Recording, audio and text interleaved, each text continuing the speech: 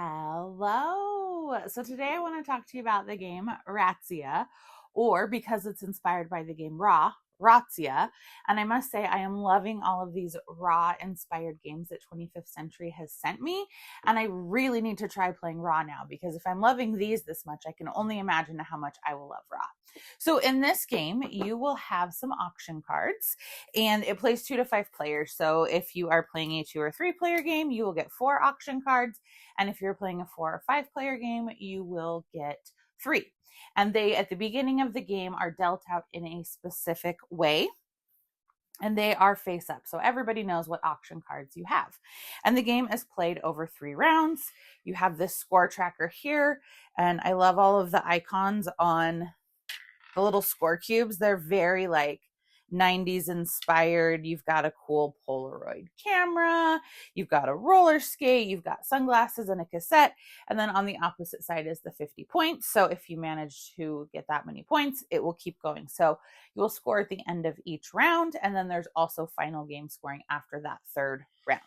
So everybody also gets a nice player aid, so it tells you what's going to score when. And then it gives you a reference on the back. So everything is very clear. And this game, I feel like pretty much anyone can play because it's one of those games that the more you play, you develop strategy.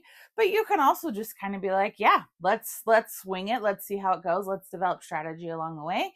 So you don't have to be an expert gamer to play this, and you can even play with younger kiddos. You have a bunch of cards, and they are different types that are going to score in different ways, which the player aid will tell you. Most of them you will score at the end of the round and then discard, but if they have the cool neon palm tree symbol, those you will save until the end of the game because you will get to score them then. There are also police cards in this deck. And every time the 7th police card comes out, that's what signals the end of the round and signals it immediately. If it's not the 7th police card, then it triggers an auction that people may optionally bid in. So on your turn, you are either going to flip a card or you are going to declare an auction. If you declare an auction, you get this fun cheese grater, and the person next to you starts bidding. They may bid or pass, and then the next person may bid or pass. And then when it comes to you, if you're the last person and nobody bid, you must bid, and you will get all of the cards in the row, which can be great because there's really good cards out there. Also, if someone bids and then it keeps going around and comes back to you, you can choose to up the bid or you can choose to pass at that point as well. So it may go around a couple of times if it's a really juicy auction. If you win the auction, you have to discard the card that you won the auction with. So maybe I won it with the 10. And you take the 1 card that is in the pile, and to start out, it will be the 1. Now, if I won it with the 10, the next person who wins an auction will discard their card and they will take this 10. So the cards you have are constantly changing. And when you bring that new card into your hand, it will be face down, because once you have 4 face down cards, you can no longer play that round. You have nothing to bid with, so you don't get to play. If everybody has all 4 of their cards flipped face down, then that will signal the end of the round, or it will be those 7 police cards, as I said. So what are some of the things on these cards? So we will flip it out. So there's a movie theater. That is a business, and businesses are going to score at the end. You can see that by the palm tree. And then the next person will go and they're going to flip out, and that's a getaway car. And the auction row can only ever have 7 items in it. If it hits that 7th item, then that will also trigger an auction. And so the person who flipped the 7th item, they will take the cheese grater and the auction will begin.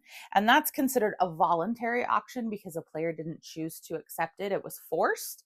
And so nobody has to bid in that one. If you declare an auction, someone must bid. So then we flip out another car. We get a train station, which is another business. And then we get a pizzeria, and we're at 4, and then a pocket watch. And those are trinkets, and different types of trinkets you need, because if you don't get them, you lose points. and then a gangster, 1, 2, 3, 4, 5, 6, and then a trinket. So we would now be at a forced auction. So this is where people may choose to bid or not, and whoever wins, like I said, discards the card they won with, and they get all of these cards in front of themselves, and then we go on to another auction. So again, oh, see, now we have a police card, and only one card out there. We're going to have an auction now, and this may be a case where people just decide to pass because they don't necessarily want to spend one of their cards to get just one card. So then that auction, nobody got anything, so those items are simply discarded.